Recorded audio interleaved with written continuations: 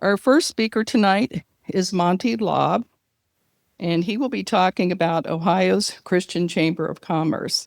He is the executive director of the Christian Business Partnership, a statewide Christian chamber of commerce, a fellow at American Center for Civic Character, and owner of Kenosis Ltd., a consulting firm. Monty's prior experiences includes serving as executive director of the Business Innovation Center at Ohio Christian University, public defender in Fairfield County, associate professor of business at Mount Vernon Nazarene University, general counsel, assistant secretary of state, and chief of state at the Ohio Secretary of State Office, and deputy general counsel at the Ohio Treasury. Monty was president of CCV, then known as Citizens for Community Values, from 1989 to 1991, when it exposed the Mapplethorpe art exhibit in Cincinnati, launching it onto the national stage. Monty holds a law degree from the University of Dayton School of Law and a Bachelor of Arts in Finance and English from Olivet Nazarene University. Please welcome Monty Lobb.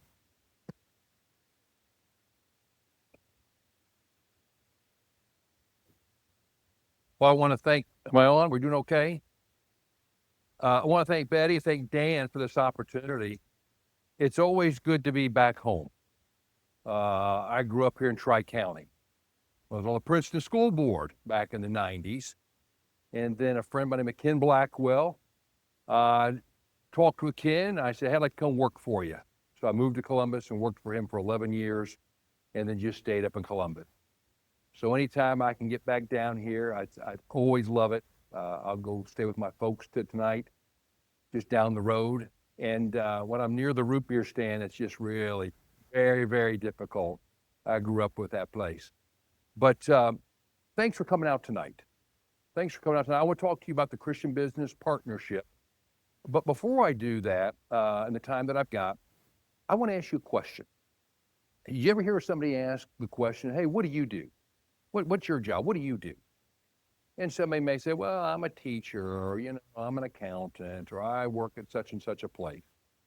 But have you ever heard anyone say that they're in the business of human flourishing?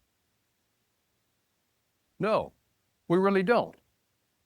But really, for those people that are in business, really, you could probably say anything, but particularly business, that is incredible. And there's an opportunity that's unlike anything else.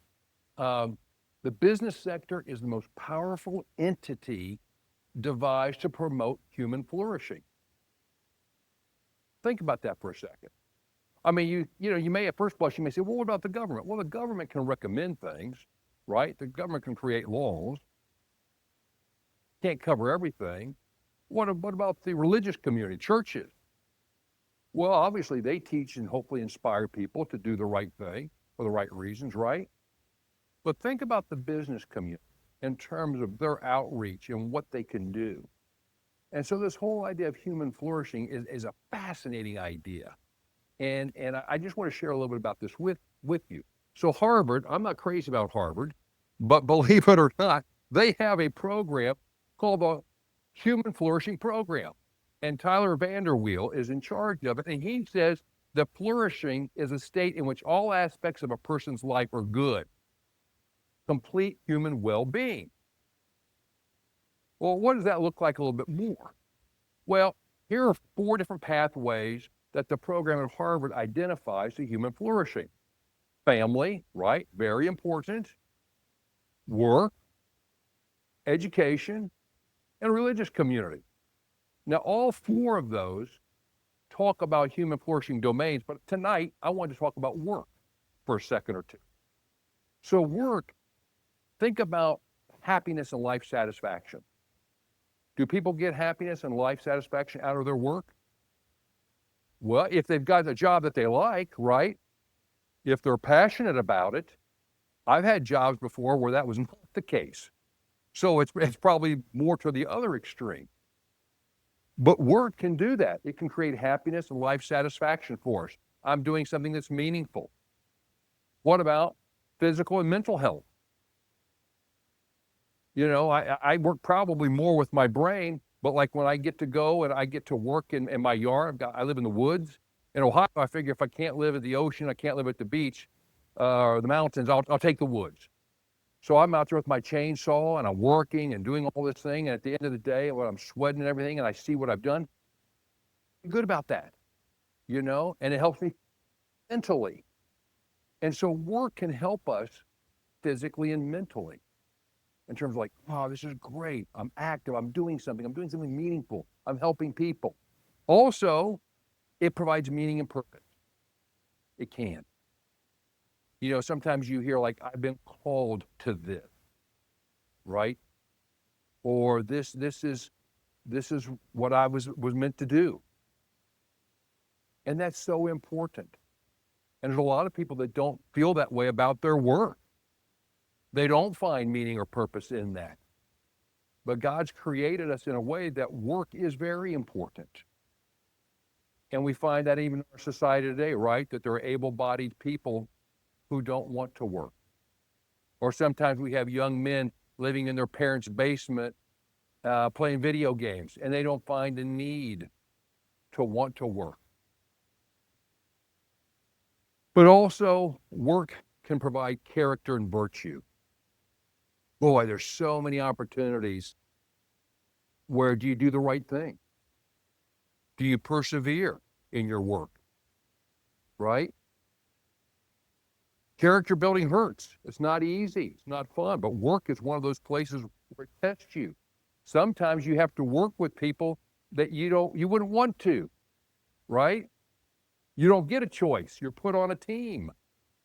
And it tests your character, your resolve, your ability to endure. So work has a way of testing us in terms of our character, our virtue. Also, a lot of times we have close friends from our work. Hey, let's go out after work. Let's go do this. Let's go bowling. Let's join a kind of a league. Let's get together on the weekend. You know, if you thought how many friends maybe have you had from your work days, right?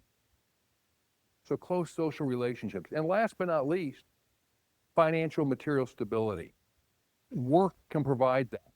And so these are some ways that work leads to human flourishing. And we could talk about family, education, and religious community doing the same thing. But the Christian Business Partnership, what I'm about, is really trying to find men and women across the state of Ohio, get this, who understand this, that you know what, I'm an entrepreneur, or I work somewhere, or I'm the business owner, and I have an incredible opportunity. I've been blessed to bless others. And that's so important. And here's going back to that whole theme about business being like any other kind of institution. Think about this. Business owners particularly, they're involved in the private sector, the social sector, and the public sector. In the private sector, they're paying their employees, their staff wages, salaries, right? So they're contributing directly to their quality of life and their well-being. Business owners do that. But then also, they're paying taxes to the government. And so that's the public sector.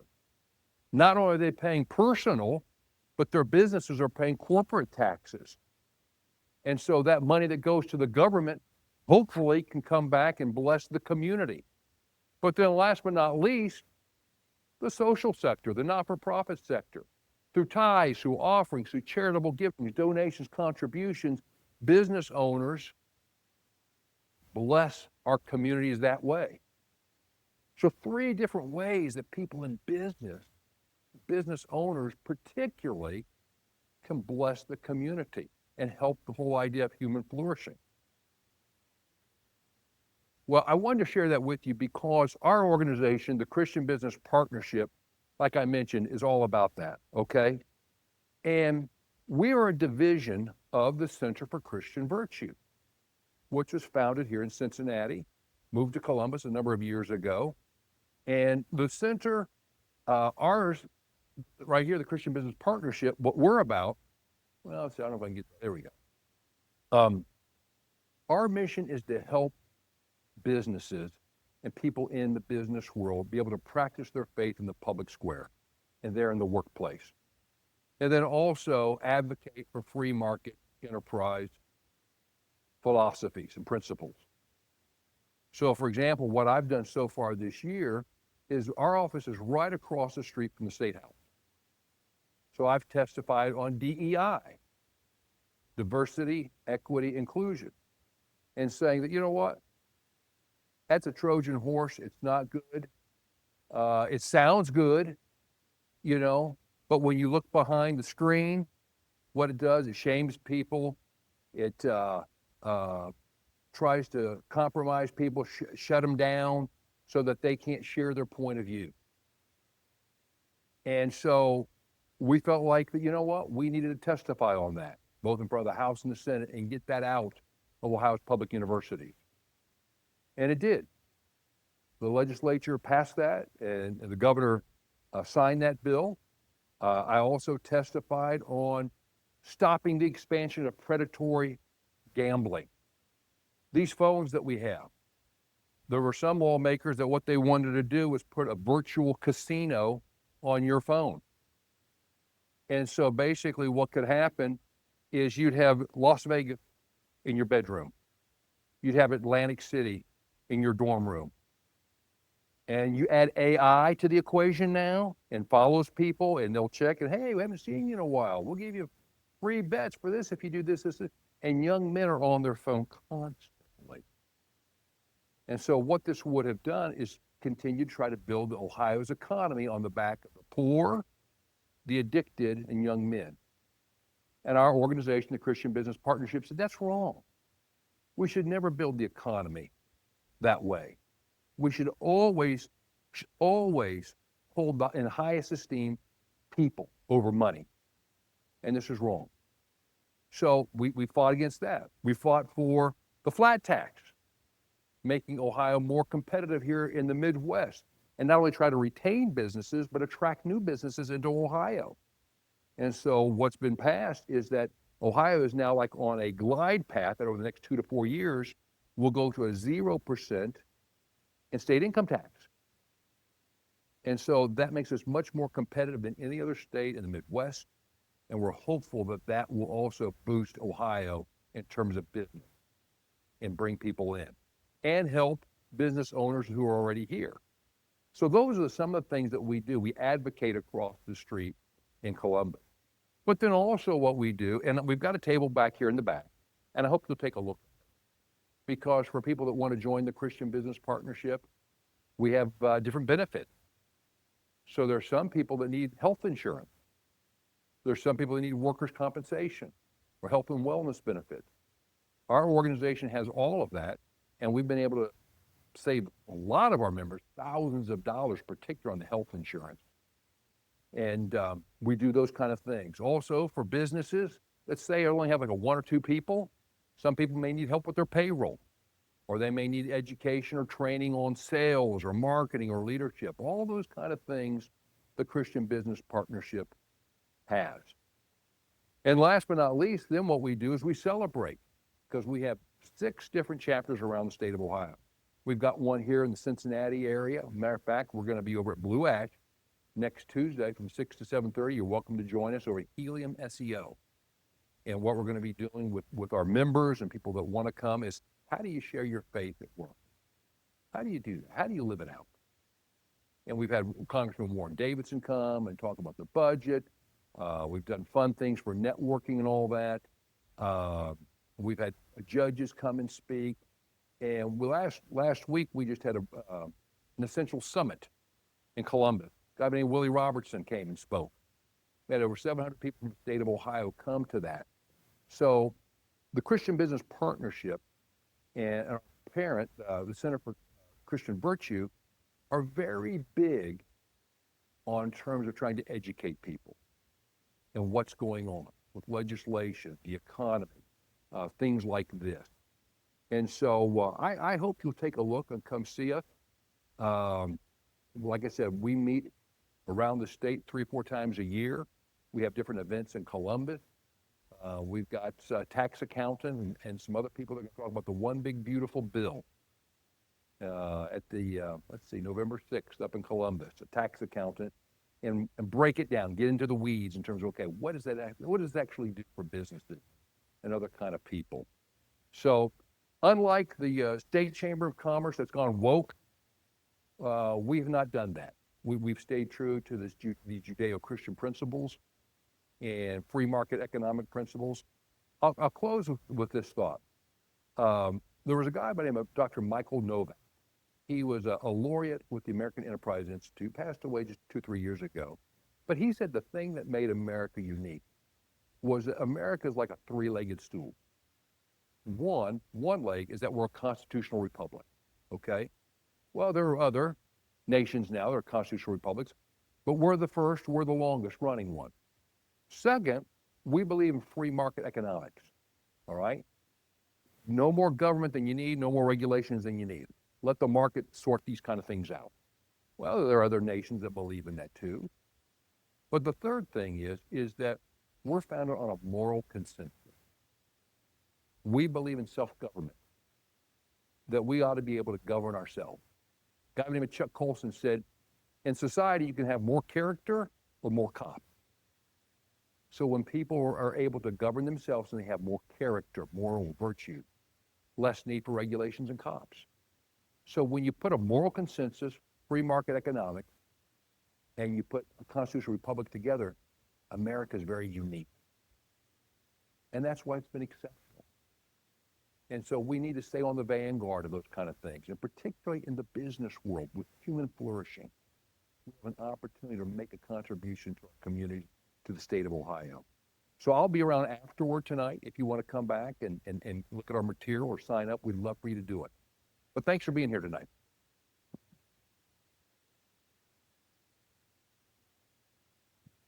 Did anybody have a question for Monty?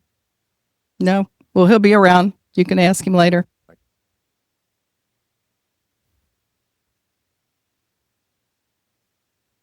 Our next speaker tonight is going to be Hunter Oswald, and he's going to be talking about the future of Gen Z.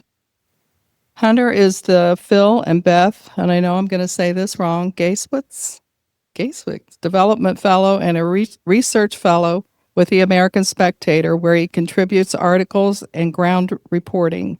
He also has contributed to various other outlets, including Checkpoint News, Cogatere Magazine, and Convention of States. In addition to writing, Hunter served as the IFF Student Fellow in Conservative Thought for the Institute for Faith and Freedom, where he researched religious terrorism and insurgencies across the world and their importance in addressing national security matters. He also researched the economic effects of revitalization projects to generate insights to help local governments improve their communities. Hunter graduated cum laude from Grove City College with a BA in political science and minors in national security, economics, and history. Hunter. So we'll go through. I have sort of a loose interview, and Hunter will do most of the talking, and then we'll open it up to questions. But the whole point of this is for us to understand. Look at the younger generation, because you're what, 24, 25? Okay, 24. So he's just out of college, right? And he just took the LSATs. He's actually applying to law school. He took the LSATs last weekend, right?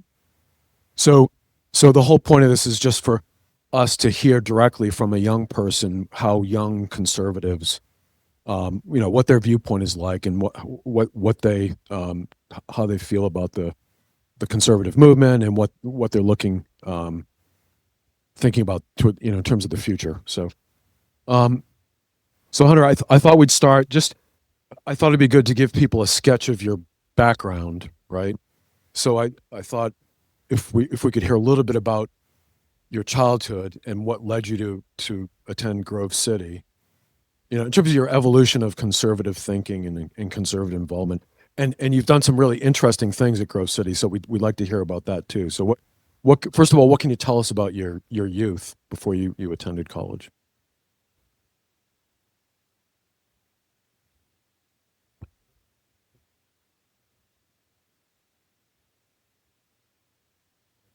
Check. There we go. Technology. Well, first off, I want to say thank you for having me here again. I know last time I talked about Herbert Hoover, so it is a pleasure to return. Yeah, so just getting to a little know myself for a second. I would always say I was always born a conservative. I think that's just cheap to say, but I would say it truly started with my family. So my parents really had a major influence. So my father is a deputy, and my mother worked in the medical field. She's a revenue cycle manager, or that's what she's been doing. So I always joke that my dad protected people and my mom took sick people's money. So, so I always joked about that. But because of their jobs and being very involved in my education, my upbringing, I was able to see things that most kids normally don't see. So, especially as a cop kid, I would say one of the downsides is you start seeing how people are not always nice in sometimes the most graphic ways. And I think that reminded me of how people were so imperfect as human beings. We can do good things, but people sometimes choose to do other things.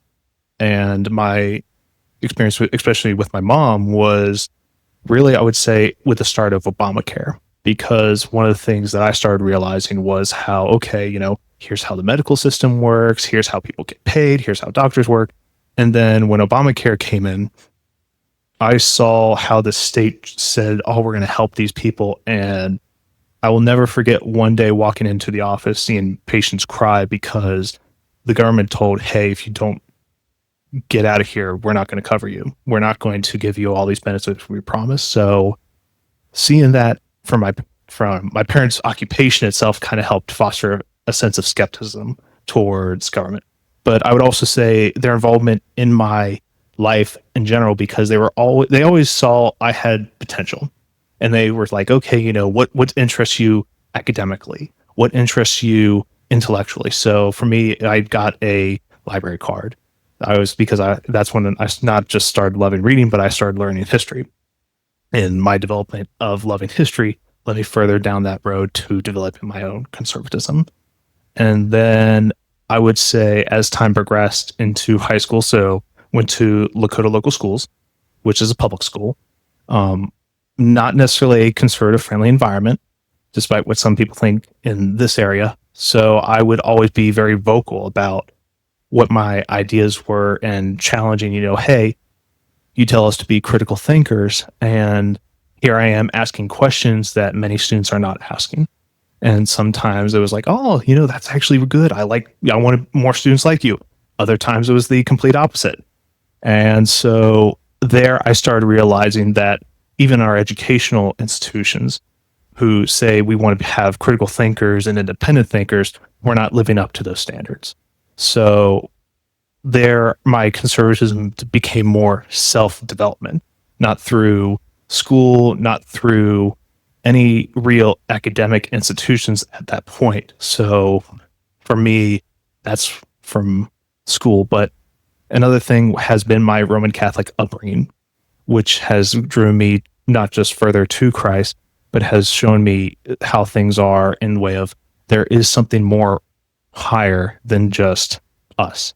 There's a higher purpose that we can achieve as individuals, and there is a higher calling for all of us. So I'm just curious, in the household, did your parents talk about politics? Were you exposed to, and were they conservative? I can't remember if you mentioned it. Yeah, so my parents are uber conservatives. So I would say political upbringing really started with the 2008 presidential election between Obama and John McCain. So at that age, I was starting to ask questions because my dad would always watch the presidential debates. And so I started asking questions like, what's a senator? Senator McCain, who's McCain? Who's Obama? And then who's Sarah Palin, this governor from Alaska? So starting asking basic questions, and my dad would always, try to, for a 7-year-old at the time, explain like here what a governor is, what a senator is, how the Electoral College works, what certain policy positions and what that meant. So that was probably my first dose of politics individually. And from then on, it really just grew from there as a intellectual curiosity towards politics. You mentioned Obamacare. Were there other, pivotal political issues that you were aware of at a younger age, like before you went to college, that Yeah, so I would say, and especially for Gen Z, I think the political events of my early childhood obviously were the invasions and occupations of Iraq and Afghanistan. So watching the news constantly, how the soldiers were doing over there, what life was like for the soldiers over there. What were the challenges that were being still faced over there, despite the fact we had overthrown Saddam and the Taliban in those regions? Another thing was the '08 recession. So I remember being in school during that and watching families literally take their kids out of school because they just said, "Oh, we've literally lost everything. We have no jobs. We're going to lose our house. We are literally living in destitute at this point." And so there was a lot of even more skepticism, so to speak, from that front. And I would say that kind of gave me a question of how does the economy work? How does this role of the state, because of the '08 election, all the talk about how we're going to, stop capitalism from working because we have to fix the economy. We have to fix this recession. So I would say at a young childhood, those were the dominant events. And then later on, we had for me, it was the rise of President Trump and the issues with the Obama administration. And then after Trump's first term came COVID, then George Floyd, and then all the issues. I would say is the rest is history. So when you got to the point of applying to colleges, how did you make the decision about Grove City College? Well, I knew I wanted to get into either political science or economics. And originally I wanted to do Hillsdale because everybody in the conservative circles that I was in were like, "Oh, you should go to Hillsdale. That's like the best place, for a conservative student."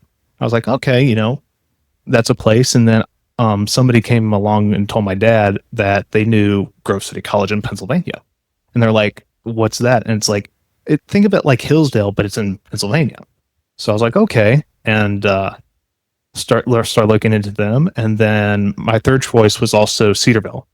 So I started looking. I always joke because at the time when I was looking for colleges, I knew I wanted to get in the programs and they were all out of state. And so my parents were like, "Do you want to tell us something? You're picking places outside of Ohio. Are we good?" I was like, "No, it's just they have the best programs that I'm looking for." So when it came down to colleges, I looked at Hillsdale intensively. I looked at Grove City College intensively, and ultimately chose Grove City. So, but it sounds like you were looking for a conservative. Yeah, they were all conservative because I knew when I was looking at college, I didn't want to go someplace to where I would have to fake my identity, put on a constant facade, because I knew going in academia, there were already prejudice towards conservatives in that atmosphere. So why go into atmosphere that's not going to value my opinion, period? And I'm just going to have to basically lie to myself, my own principles and values to get that A or get that, or get an F. So what you're saying is in high school, you had this consciousness about the atmosphere generally in academia being really liberal, right? Oh, yeah. In fact, I had a few teachers openly admit, because they knew I was intellectually curious about this, and some were like, "Yeah, I'm a centrist." I had one teacher who, very good, one of the best. He didn't actually tell me he was a Democrat until after the fact, because he's like, "I want a non-biased education for you, and I see there's so much potential for you." So there are good teachers in the public school system, but I did have a couple that were very, very biased to the left, and they were constantly, challenging me on this. I'm like, "Look, this is the facts. If you wanted to say this about this amendment or that about the Constitution or this and that about policies, presidents, you name it." I was like, "I will make my case. And if you don't accept that, then clearly either you're failing as a teacher or clearly don't know what it means to teach." Do you feel that you, I'm wondering about other students. Do you feel like, did you stand apart in terms of your level of political awareness and intellectual understanding of politics? Or did you have, in your high school, did you have a sizable peer group? And here's where I'm going with this. I'm wondering if other students were conscious of the general liberal bias in colleges around the country. Yes. Were you unique in understanding that at such a young age? Yeah, I was one of the rare few in my school that was very conscious of the environment I was in. So a lot of people who were students, many of them were either they knew it was on, but they just didn't care. They were very apathetic towards it. So it's like, you know what? It doesn't affect me in any way, shape, or form. Why should I mess with that? Or it was they knew and they were just scared because they wanted to have a good scholarship after high school. They wanted to go to that Ivy League school because that's how they're going to succeed in life. There was a lot of fear in many of the Gen Z folk in my high school. So I was like, you know what? I'm not going to live in fear. I'm going to pursue what I want to do, being true to myself, being true to my values, who I am. And I, interestingly, have got more respect because of that, even amongst folks who were not of the same opinions that I had, because I knew it's like, look, you talk about being a critical thinker and independent thinker. Why? Why are you going to shut that down when you're supposed to be that? The model student is to ask the why question. And if you're ready to ask why, then yeah. So you made the decision to attend Grove, and I've since I've gotten to know you, I've heard a lot about your experience at Grove, and there were some remarkable things you did there. I was wondering if you could just share with us what it was like being in a conservative environment like that in college, but also if you could just share with the audience what sorts of things Grove City allowed you to get involved with, like the American Spectator and the research you did. Yeah. So Grove City College is a conservative, but also very Christian college. It's predominantly Presbyterian. So, but interesting enough, it's like the second, if you want to say, Christian denomination were Roman Catholic. In fact, we had quite a few in the faculty who were Roman Catholic. So I would always go to church with them. We would always tease, it's like, can I get the answer for that quiz you're going to show us? Or it's like, can you tell me about the next assignment before it happens so I get a head start? So we would always joke about that. But the thing about Grove City College, it's very community oriented. So because it's not like in a big city, it's basically in a rural farmland area. So you have a small town, and like until the year I was graduating, we didn't have like a bookstore or like a Barnes and Noble half price. We had actually alumni start a business of that. So we have a ton of like little small coffee shops, a little restaurant here and there. So, but overall, it was very much, what can we do with very little we had?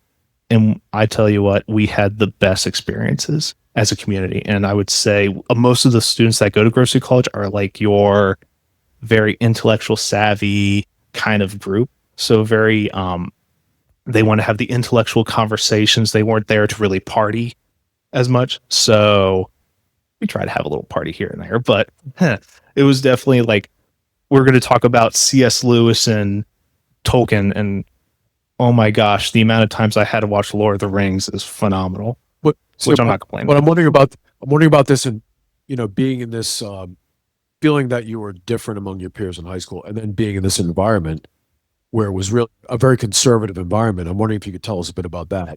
So in terms of how, as a student body, how you viewed the rest of the country, how you viewed other colleges, what it was like to be among all these conservative students, and what benefit that might have provided you. So the thing about Grove City is many of us were already like-minded. We had small differences, but it wasn't like major differences politically, spiritually, religious views. We were pretty much the same. We had our small differences, but it was largely the way we viewed everything is like, look, because the thing about Grove City is they want to have a liberal arts education based in Christian values. So having that strong Christian focus, that religious focus, the ability to engage in liberal arts as they ought to be. So not just taking a class because you have to take it, but actually taking it because it gives you the skills you need, not just in your job, but also in life in general. So we would take courses like Civ Lit, which is civilization literature. So we read Antigone.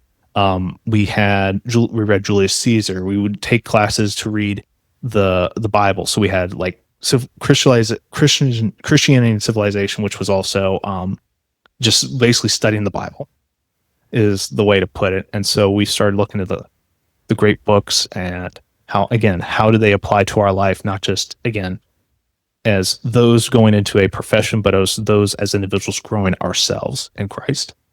So we definitely saw the worldview as more, how can we be engaging the world from a Christian point of view and not just, okay, we're going to engage the world because we're told to by somebody else.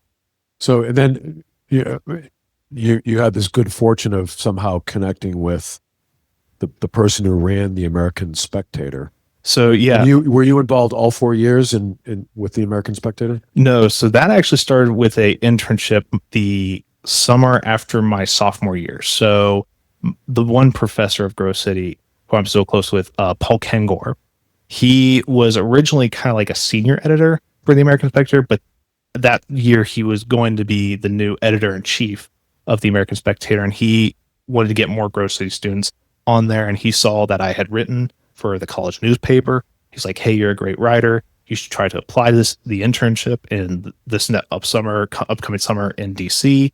So did that, got in, wasn't that hard, but best experience because it was the summer of the Dobbs decision. So we were actually able that summer to teach me not just political journalism from a conservative point of view, but also like things like ground reporting. So like me actually being at the Supreme Court as these decisions were happening and, taking pictures, video, all that recorded you kind of see in the mainstream media where they're like, oh, here's so-and-so said this, here's a bystander that said that, doing that, but also understanding like, what does it also mean to be a conservative in journalism? Because unfortunately, in the world of journalism, it's very predominantly left. That's no secret now. And I think the very standards on which journalism has been on, or what people thought was supposed to be journalism, was not the standard anymore.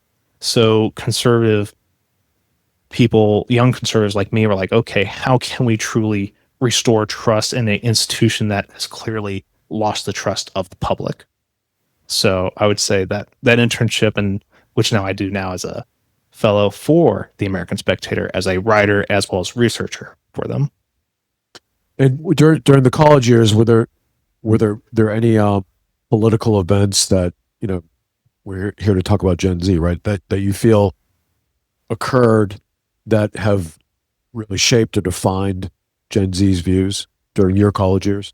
Yeah, so I entered college at the beginning of COVID. So I graduated high school in 2020 and then graduated May of 2024. So going in, it was already rough for us because there was little interaction with everybody. We were told you had to be 6-way. The social distancing, which was just annoying as all get out. The masks, which I was like, if we couldn't already breathe because of our anxiety from class works, I guess we're going to pass out now.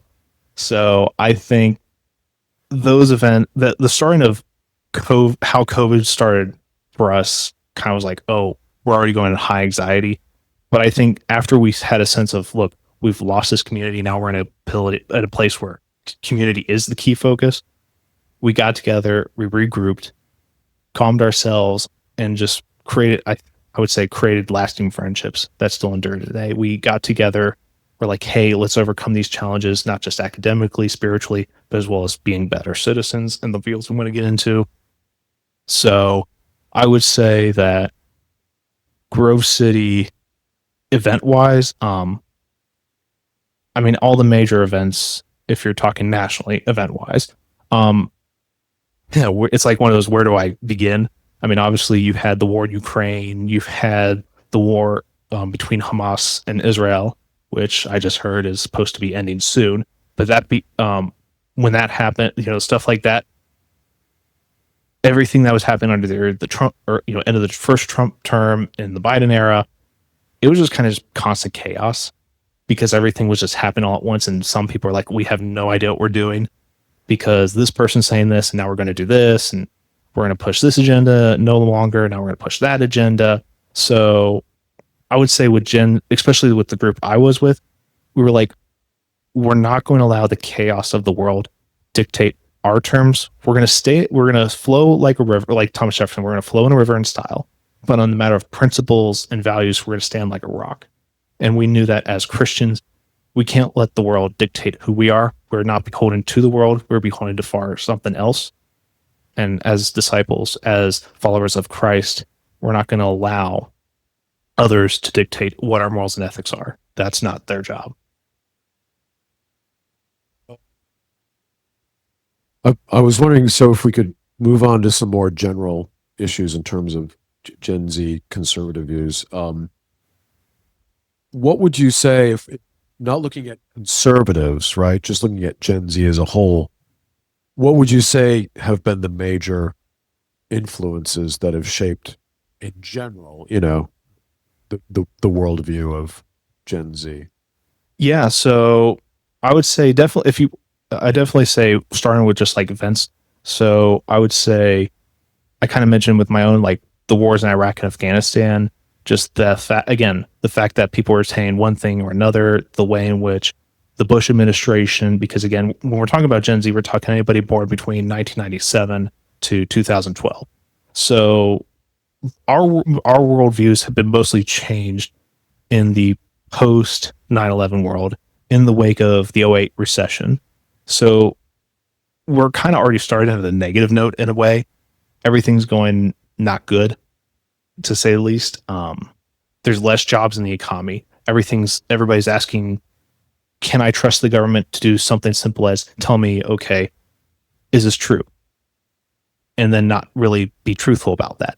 So my generation became incredibly skeptical. And that's where you see like today when it comes to Gen Z, be right or left, is incredibly skeptical of the government and just any institution, period. Because it's like, look, you've lied to me how many times about this and that. Why should I trust you in the first place? Either A, we're going to fundamentally reform the system peacefully, or especially my fellow Gen Z people on the left, is we're going to forcefully overthrow everything and just replace the whole bloody thing because clearly it's all rotten from their point of view. So those kind of events, I would say those two in particular, and I think it was reinforced with the COVID recession and again with the death of George Floyd, where again, just constant skepticism. I would say another thing is just constant polarization, because from the day we were born, we're constantly feeling like you are at 7 years old. Okay, you have to pick A or B side. Okay, kind of here today with like the transgender issue, you can determine a 7-year-old can determine if they're a boy or a girl. Okay, at a young age, you're told, are you going to be a Republican or a Democrat? Are you liberal, conservative? Are you progressive or socialist? You're already being told pick A or B side. There is no middle ground. There is no other option besides that. So being forced in that kind of position puts us at a like almost adversarial mode, because if you're constantly being told you're A or B, and if you're on this side, you're this, and if you're on that side, you're this, you're constantly at each other's throats. So there's no like, hey, can we find middle ground? Hey, can we solve issues on said principles? It's like, no, there is no negotiation. There is no compromise. It's constant antagonism. So I would say skepticism, antagonism, and I think with the constant perception and the truth behind the secularization of society for the past few decades in our generation is not feeling like we have purpose in our own lives. Because a lot of people have been talking about with our generation, why is it that we're materially well off, but yet for especially Gen Z and younger, we have higher suicide rates, greater amounts of mental health issues, greater rates of depression. Something's wrong. And my generation has kind of taken that as like, look, we're not feeling like we are being included in anything, especially as a Gen Z men these days with toxic masculinity, with the Me Too movement, being told that you can't be a boy or a guy, you have to be this because it's toxic, it's dangerous. You can't be a girl or whatnot because it's inferior. You're less than what you are. It's like, okay, well, if you're telling us this, what kind of purpose then we have in life? So if you want to, so I know that's kind of more the philosophical, spiritual end from the secularization. So now you have, as I said, antagonism, skepticism, and then I would say just a loneliness in our world. I'm assuming this is true, but I'm wondering, do you feel that you've mentioned antagonism, polarization? Do you feel that social media has amplified that? Yes and no, because the thing about social media is the way some of it, especially the way I see it personally, I see it and a few others is a tool. It's not really have any moral value. It's like a hammer. It could be used for good. It could be used for bad. And I think social media has been such a tremendous tool for a lot of people because it does connect people in a way that how many decades ago it took how long for a pay call or whatnot. I mean, you can instantly talk to people across the entire world on social media. You can engage with people that normally you would not normally engage in had not social media been there. So social media has been in many ways a good thing, but yet obviously it has its costs, its downsides. And I think with social media, it tries to attempt to satisfy that aspect. Like Aristotle says, we're political animals, we're social animals. And meeting in that digital arena is not the same as meeting people in person. It creates a totally different environment. And I think we've tried to, in some ways, society is like, oh, well, we can make that same satisfaction in this other place. And that's not true. So I think the way in which social media has to say, oh, it creates polarization, in some ways it has, because it's a platform. It's an arena that you can talk to umpteen different people with no real restriction. That say back in the day, you could, okay, if you said the wrong thing, like mainstream media, radio or whatnot, well, we're going to take down your show. You're kind of that forced censorship. With alternative media, you don't really have that. So I think that's why people politically, even culturally, socially, have looked at social media as kind of this unique place in time with all the ups and downs with it. So we've just talked a bit about the things that have shaped Gen Z in general. Now I wanted to ask you about to start getting more into conservatism. So among Gen Z conservatives, what would you say defines the Gen Z conservative viewpoint? How would you characterize it? Yeah, so that's actually a really good question, because I think with Gen Z, it's actually one of the most challenging questions to ask. Like, what is the conservatism for Gen Z? And the reason I say it's a challenge is because for most people would say, okay, what's conservative? Okay, they believe in limited government. They like lower taxes. They like the free market. They like all these things, but why? And a lot of people are like, well, that's an important question. Why do they like these things? And another challenge historically, even still today, is we're still trying to figure out sometimes whether or not conservatism is a philosophy versus an ideology. And I know for conservatism, that's especially modern conservatism, as I said, that's been an enduring question. And so in the case of Gen Z, I would say define conservatism for Gen Z is a little tricky, because for the most part, it wants traditional values. I would say definitely the traditionalism is still there. The values are still there. However, there's a crucial question right now for Gen Z on that question, which is, what does it mean to be a conservative today if the values we thought we wanted to conserve are no longer worth conserving? And we see this detrimental question, especially with the term the new right. So these people who say they're the new conservatives. So comparative to, say, previous conservatives, these folk are less inclined to say, okay, we believe in traditional values. However, we believe that the state should not be limited. It should be used as a tool to promote national identity, to promote our values, whether that means sometimes censorship or using force to achieve those goals. Or another thing is the free market, for example. Many on the people who describe the new right within that circle. I wanted to clarify something. You said, why should we conserve these values if they're not worth conserving? Are you saying that's how Gen Z? Well, no. I would say that is the fundamental question with that question, with the other question, which is, what is conservatism for Gen Z? Because most people are like, why is that the case? Well, because obviously we're still young, but there's been all these influences, these individuals through our life that or if you want to say because our influences for the most part were like Charlie Kirk, obviously, Blake Charlie Kirk, Ben Shapiro, Michael Knowles, those kind of figures. And for the most part, they're pretty consistent, but there's also been a element that was once, say, fringy. At times, unfortunately like your Nick Fuentes, who've been trying to push more into the mainstream, and unfortunately they've been more, say, anti-Semitic, very racist, truly homophobic, and they've been saying, we're the new right.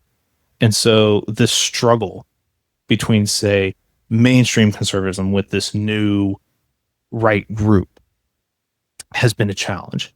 And that's been kind of one of the, for the most part, with defining conservatism for Gen Z, because we wish it was that easy for us, but sometimes we do find challenges with, well, okay, what about the free market?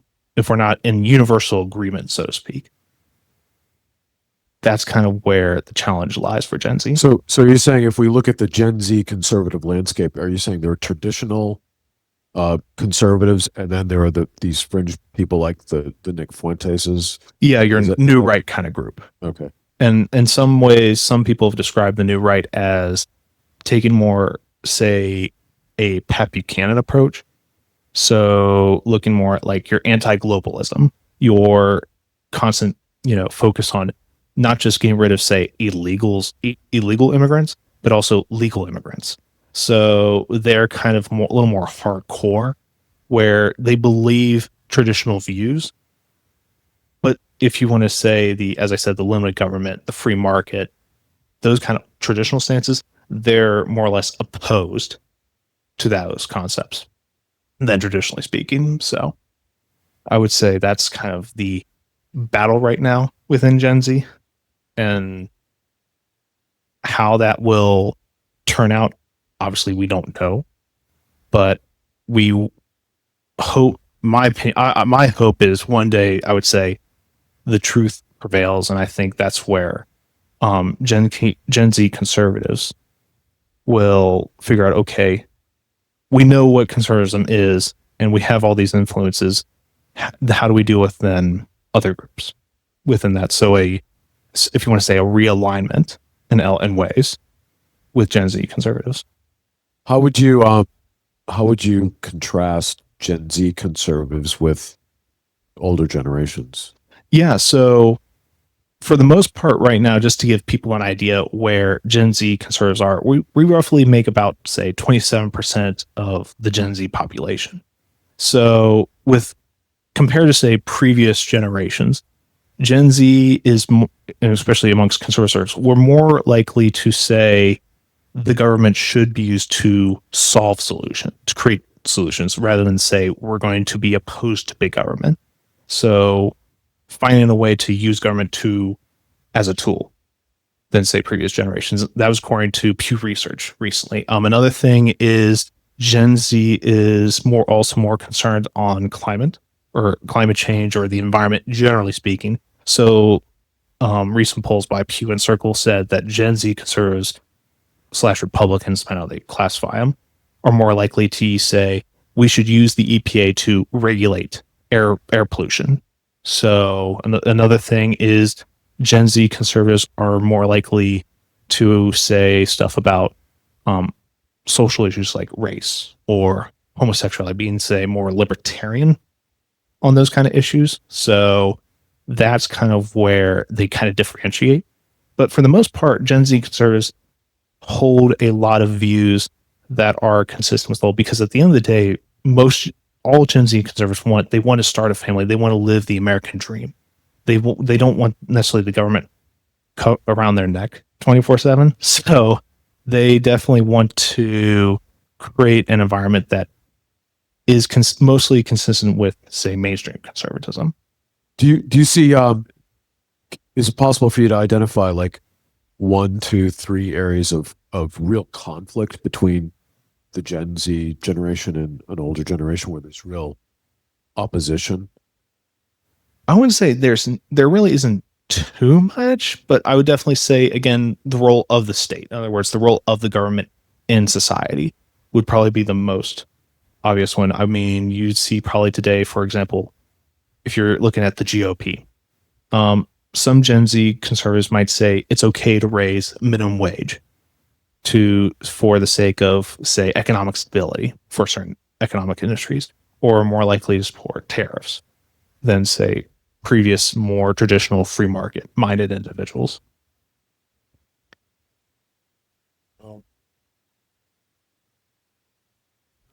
I'd like to hear you talk a bit about Gen Z conservatives versus liberals and progressives. Where do you see the points of conflict and the dividing lines between them? Yeah, I would say because when we use the terms like liberal, progressive, people associate them as one and the same, and I would be very careful to say they are exactly the same, because they're not the same. So, because a liberal, from a American perspective, because American conservatism is based upon classical liberalism, so like things like the value of the free market, the power of the individual, limited government, the value of a republic. So many of the values that the founders embraced were considered classical liberalism. But a liberal today, we might say, is more like a moderate, where they're like, they want to say, okay, the government shouldn't be involved in this area, but they should get involved in that area. So I would say kind of your more traditional moderate is probably maybe your more liberal individual. So with Gen Z conservatives and, say, a liberal, there is just, again, that role of where should the state play as an actor. I would then, the most clear one for me would be Gen Zs versus progressives, because progressivism, especially for Gen Z progressives, is more or less your socialist, where they, for example, don't believe in natural law. They believe that government is the source of your rights. You know, you didn't earn the rights from, say, a god or whatever. They'll say the state granted you your rights. So they're inclined to be like, you know, we're going to perfect society. And I think the way to also approach this is not looking at many of the Gen Z folk in that field that are opposed to, say, conservatives as bad people, but rather ones that just say, or are like good people that have good intentions, but often misled to support policy positions that go against, say, what they're being told. So how to perfect society of all its imperfections, when the truth is man's already inherently perfected. Why would an imperfect being perfect society? So, and I think Gen Z conservatives are realizing that you can't perfect society, unlike progressives believe. I thought this would be a good time to open it up to questions. Yeah. So if anyone in the audience has any questions they'd like to ask. Wait. Testing. Yeah. So as I take a look at this is just my perception, so you can take it for what it's worth.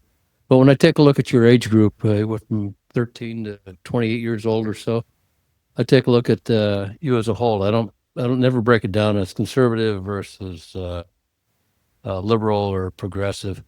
But my perception is I take a look at Antifa, and I would think that the Antifa would be pretty much in your age group, and that would be broken down further into the liberal and the progressive age portions of your age group. Can you address the Antifa aspect of it? Yeah, so Antifa, or the anti-fascists as they prefer to be called, I would say they're the ones who have been told mostly by like your millennials, who are your hardcore staunch believers that think the system is basically broken and only works to an advantage to some. So those are the folks like your socialists, or they'll say, okay, the reason the system is set up, why we have all these mistakes, is because of this group of people or that group of people.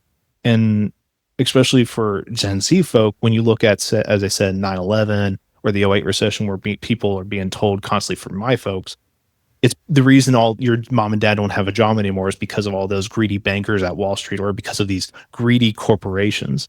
And if you're telling them, hey, if I just get rid of these people to make the world a better place or more secure place for me, then I would say that's appeal. But I would also say that Antifa has been around for a long time. I think for Gen Z folk, it's there, but I'm not sure. I wouldn't go as far to say specifically like how far that goes. in Gen Z. I don't unfortunately have those numbers, but it's definitely popular for I would say more rhetorical perspective than a, full on action at times. Thank you. We have a question online. Yes.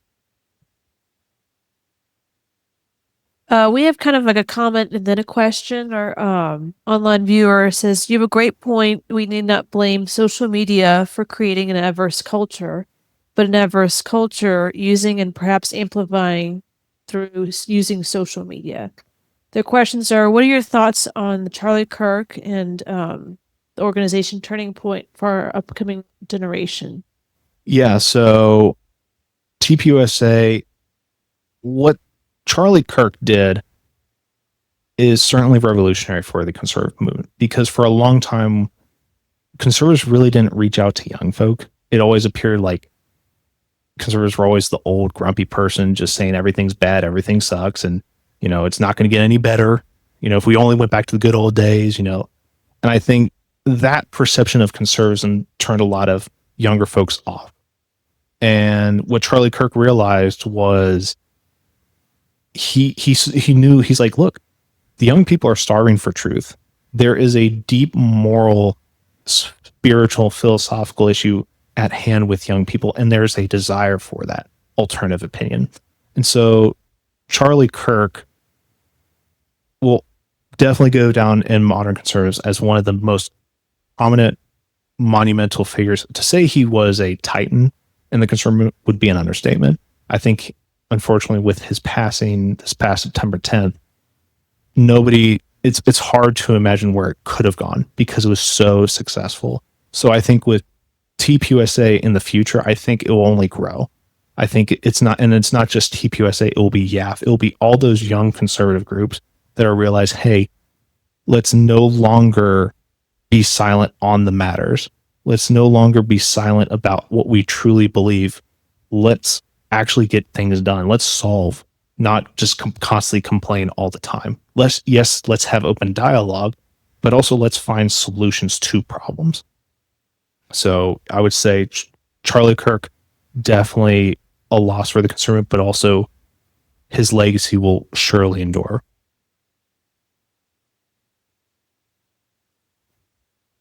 Any more questions?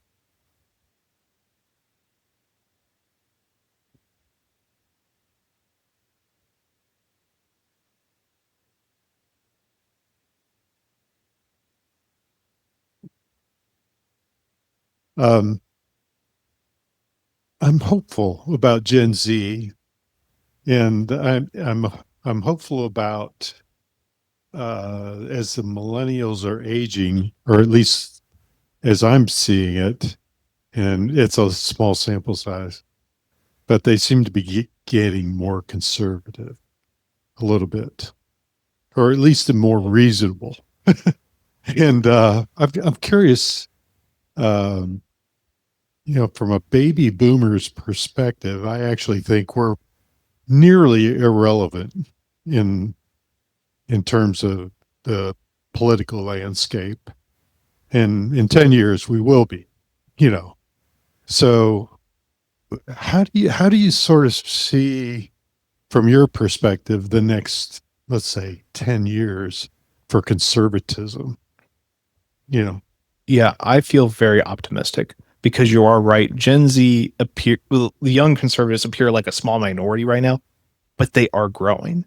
And it's because they've realized that really the mainstream has been very progressive. And that was kind of the whole point about with the Obama years, everybody's being told that the state should dictate, for example, what your healthcare should be or what you needed as a everyday need.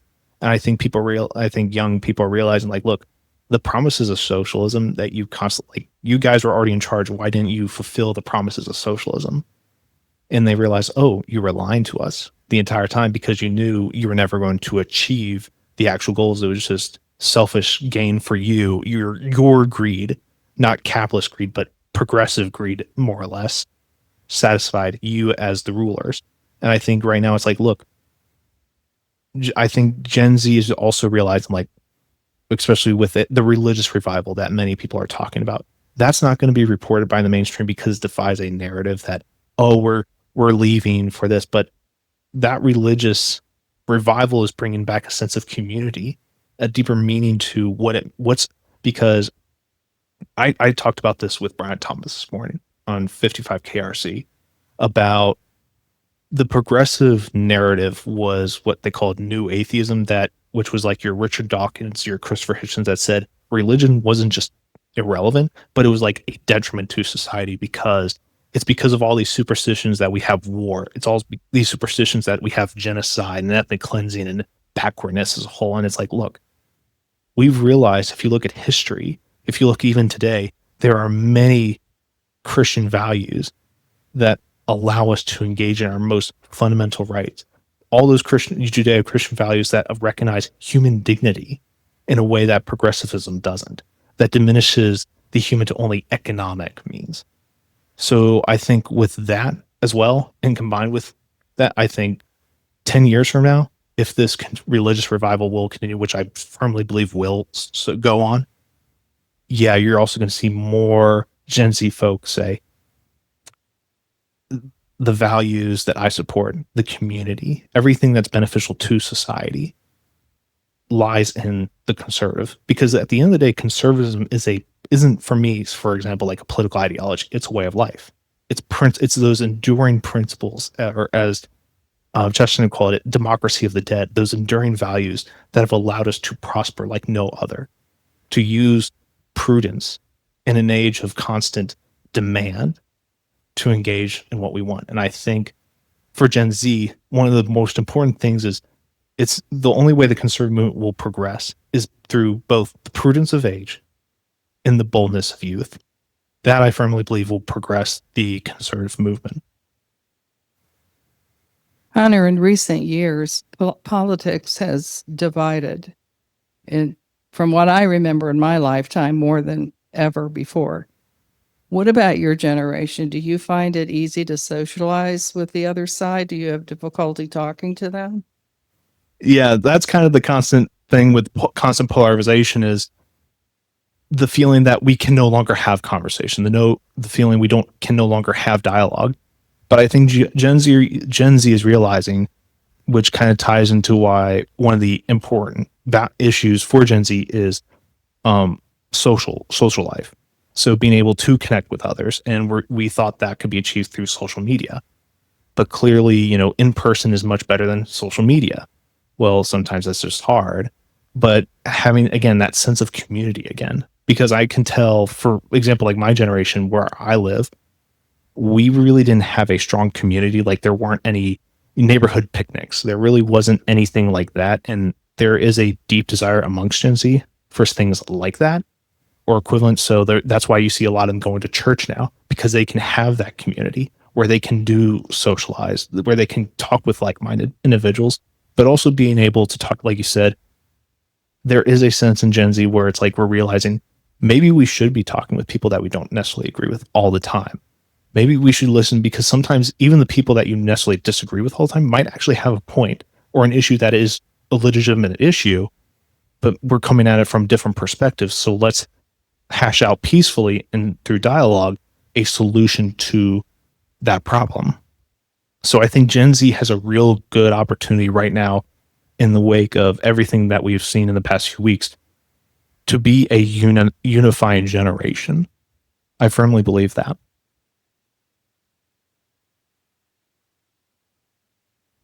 I have a viewpoint that regardless of when you're born, when you're young and you lack experience and the perspectives that you've gotten from personal experience or from talking and interacting with other people, you'll view maybe a conservative ideology or a liberal ideology as ideas. But as you gain your life experience and you explore different things that are actually in the world and of people who you've met, then in my case at least, and I think in most people, the conservative values are what makes sense in your life and what work generally. And that's what kind of tends to make you, I think, people more conservative as they get older. Whereas it goes from just different ideologies to what you see has worked in your life or doesn't work, hasn't worked, and base it on that more. Yeah, and I think there is truth to that, because if you look at Gen Z, one of the unfortunate issues, especially when you say economically, Gen Z really currently does struggle economically. If you, with the recent statistics that have come out via labor statistics, all that, they found that Gen Z has amongst the highest unemployment rate, which is like 41%, coming out of college. The lack, and that's mostly due to what they found is the lack of entry level jobs, period. Any industry they're finding. Another thing is just overall cost in general. So if you have less jobs, but you have to pay off, which Gen Z has the highest personal debt of any generation, as well as the highest monthly or average payment for a student loan. Which, just to give you an idea, the national average is like around, for just a monthly payment on student loans, is like $284. Gen Z, it's the average is around like 526. So, and that was again part of the promise, which for my generation was, okay, if you want to live a successful life, you go to school, graduate high school, you go to college, work your butt off, get a college degree, and then you can get your good job to pay off that debt and actually live a good life. Well, now it's become credential inflation, as they're calling it. Well, it's like, okay, it's no longer a college degree. Now you need your master's. Oh, you have your master's. Well, now you need your PhD. So, and that's kind of the whole point, is that narrative surrounding of what makes a successful life. Like you said, with experience, like, well, okay, we're kind of forcing that academic field and not being able to experience, whether it's, if you want to go into trades or if you want to do something else outside of academia. So I think there is validity to that, but I also think those enduring values haven't been really taught effectively to Gen Z people. That's why I won't say that conservatism is an ideology. It is more or less a philosophy. I kind of hold to more the Russell Kirk view of conservatism, looking at human dignity in a way that isn't beholden to political aphorisms. It's not beholden to dogmas taught by political atmospheres. So I think us, whether you're an older conservative or a Gen Z conservative, finding that gap to bring that experience to us, like, hey, how did you guys become so successful? How did you guys endure when you had these challenges like I'm facing? And I think sometimes older conservatives have kind of downplayed young conservatives, like, oh, you're just doing this because you're whining, you're complaining. It's like, that's not helping us. You're kind of pushing us away when we want your advice. And I think we can do better, both generations, at effectively communicating, because anything in life also revolves around effective communication. I think conservatives need to do better as a whole sometimes. Well, that seems to be the last question, and so turn us back to Michael. All right. Well, we really appreciate it. It was really insightful, and we appreciate your coming here and taking the time. So Well, thanks very much. Well, thank you. I was going to say I wanted to have one last thought, which is I brought this book with me in particular. As I mentioned, Russell Kirk's name was Russell Kirk's Concise Guide to Conservatism. If you have grandkids or kids in school right now, this is a great book to read. It's very introductory to conservatism. I think, as I said, education is important. And I think if we don't find ways to explain to people, like, okay, what does it mean to be a conservative, as we kind of talked about tonight, part of the challenge, going back to find what is that wisdom of the past will allow us to progress on that front. And I think there is so much potential Gen Z has in doing so many great things. I know it may not appear like it sometimes, but there's so much there. Great. Well, thanks so much. Thank you, Mike.